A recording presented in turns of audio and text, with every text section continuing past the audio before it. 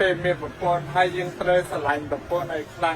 ងបាទត្រូវយកចិត្តទុកដាក់មិនថារឿងតិចរឿងតូចរឿងធំអីក៏ដោយគឺយើងត្រូវតែយកចិត្តទុកដាក់ទោះបីតែការបាត់ទ្វារឡានបាត់អីក៏យើងត្រូវតែយកចិត្តទុកដាក់ដែរយើងឲ្យគាត់ចូលអញ្ចឹងទៅក្នុងហ្នឹងវាអត់មានអីជាបញ្ហាទេបងប្អូនណាបាទមានពេល10វិនាទី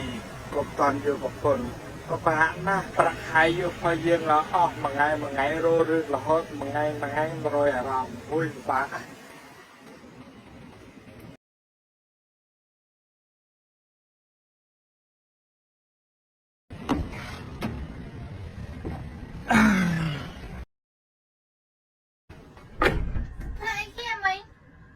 បងឆែកកង់ឡានមិនកង់ឡានដូចធូរ